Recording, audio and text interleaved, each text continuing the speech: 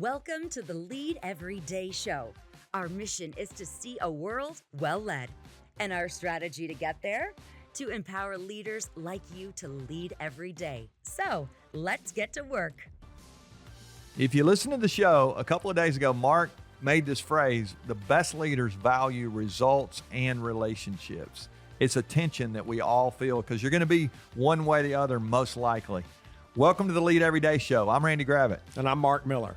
And Mark, our question today from our listener, if you've just started listening, we're answering listener questions here. And this person says, if you're going to, I hate to even ask the question, is it bad if I just focus on people over performance? And if so, why?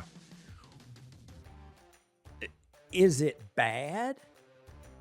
No, but it makes you a bad leader. Yeah, it might make you a nice human being. It might make you a nice neighbor. Say it is bad, and we need to move on.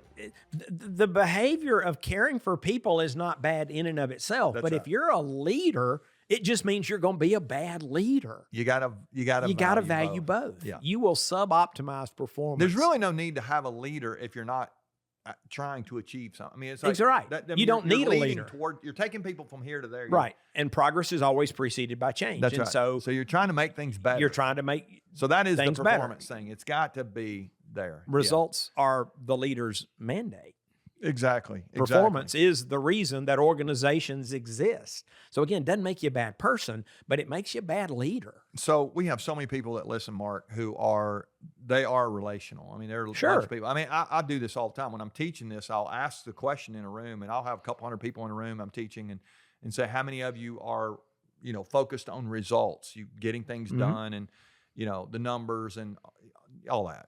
By the way, they're bad leaders too if that's all they focus on. That's all they do. That's exactly right. And it'll literally be half the room. Sure. And then the other half the room will say, I'm relational. I'm more, who does what and how do we get along and some of the stuff we talked about yesterday. And there's this tension, but it's actually bigger than that. It's I think a beauty in the way we've been created. We don't need everybody to be relational, and we don't need everybody to be result. I mean, there is all kinds of people to go to all kinds of places. The leaders who can value both and take us to both places, it's really powerful. I've got for the person who's asking this question, I got a story about a relational person. So one of my daughters, Catherine, our daughter, Catherine, she is relational off the charts. I mean, it's just like, what in the world is going on when we had, I don't even know how we had this kid. I mean, it's like, She's the one that threw a surprise party for herself. She throws herself a surprise party. Like, I didn't even know you can do that. She's like, what in the world?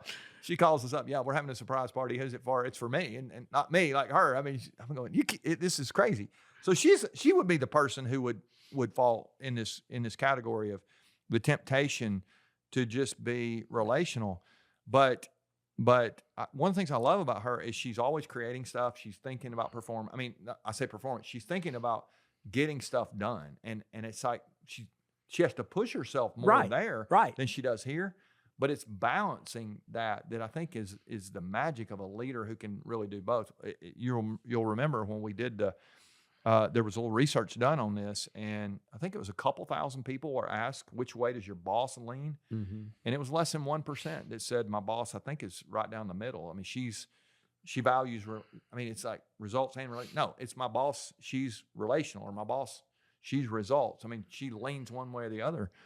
And so whoever's listening here, you're probably going to have to think about how to compensate for your bias, because that is the answer. It is right. To compensate, you do lean one way or the other, and so I don't want us to miss this idea here that people is all it's about. You are in the people business, but let's spend a minute before our time is up here. Let's talk about the second half of the question. Yeah, let's talk about why. Yeah.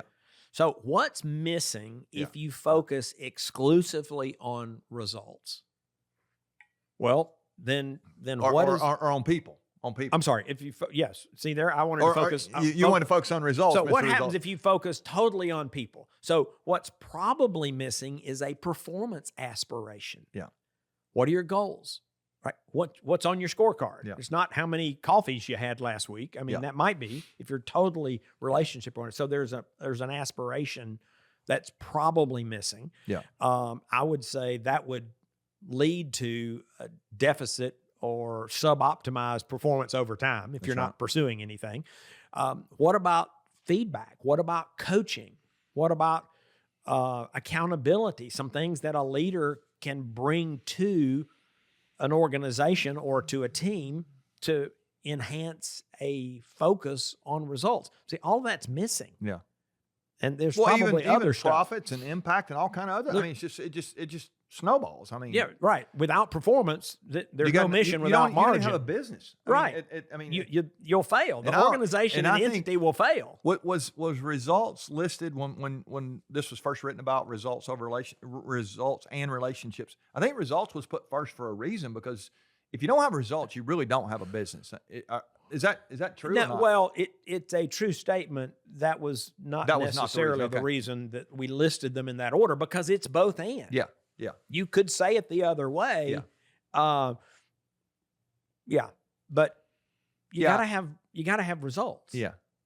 Yeah, that's right. And if you want more results, you also have to have relationships. So it's a both and. But the why, it's not just because I've got a results bias. Am I saying it's about results? It's about the results. It's like there's stuff you miss if you just focus on relationships. Yeah, that's good. I want to give our listeners something that they can do if they are a highly relational person struggling with this. How would you compensate for your bias? So I think you need to get somebody in your world. They may not be at your table. You may have a team of all people who are very relational people, and you're comfortable with that, but you should be uncomfortable if you're not achieving what you should. So who can you meet with that can help you set a goal?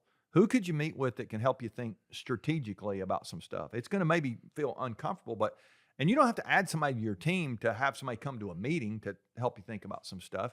On the flip side, but you may need to add the somebody. Next open seat you have at your table. One of your criteria beyond the subject matter expertise is they need to have a results bias and a results orientation, because it'd be real hard to do the kind of things we're talking about if everybody at the table is relational. That's a great point. I would say if the person who's listening is a very results-oriented person, it's funny. I was doing an event a couple of weeks ago, and I asked this question, and it's a 2-day event that's going on in this organization. They had me there on the second day, and there's a schedule. I mean, it's like they got this whole thing locked down. It's like wild. And I asked the question that morning. I said, "How many of you keep a to-do list?" And they're all, the results people. A lot of them have their hand up. And I said, "How many of you have a to-do list today?"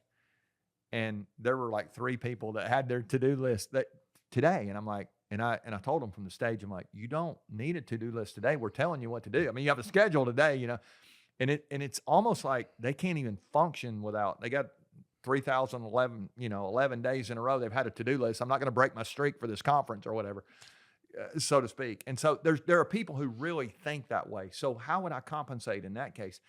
I want to talk to somebody who is relational. I want to bring them into my team environment. I want to ask them, how does it make you feel if we do this? Again, I don't want to just get to the top and I don't have people with me. Mm-hmm. It's how do we get there together? And I think this question really is just another reminder that yes, you have to have results if you're going to be in business, but you want to make sure that you understand you're in the people business. And all right, so I want to recap what you just said to be sure that I didn't miss it.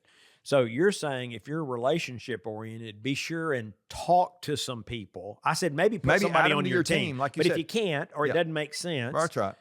But talk to people. Maybe it's a coach. That's right. Maybe it's a mentor. Maybe you just randomly go have a cup of coffee with somebody that is more results oriented. They're going to push you to think a little more. So let's give them a couple more. One is you could actually set some tangible performance goals, which a lot of relationship-oriented people don't like that idea. Like that, yeah. But I would take it a step further, because I've actually done this with some relationship-oriented people, and share those goals with other people who will help hold you accountable to them. Yeah. I had a leader one time who had set some goals. I said, "Where did you post them? Who'd you share them with?" And it was kind of quiet on the phone. He said, "Well, they're in my file cabinet." It's like he didn't want to own up to the fact. You don't get to set goals and stick them in a drawer. He didn't want to own up to the fact that he actually had set some goals. I said, "Well, you're not going to really get the power from the goals if you stuck them in the drawer." Accountability, yeah. So that'd just be another. I'm trying to love it to go to what do I do if I'm this person? Yeah, that's good. All right, we hope you will continue to make progress. Remember, the power is in the and. It's results and relationships. If you're leaning one way or the other really hard, you're going to have to work harder to compensate for your bias. But if you'll do that, you'll be a leader that others not only want to follow, but when they do follow you, things are going to get a lot better in your organization. All right, remember, the best leaders lead every day.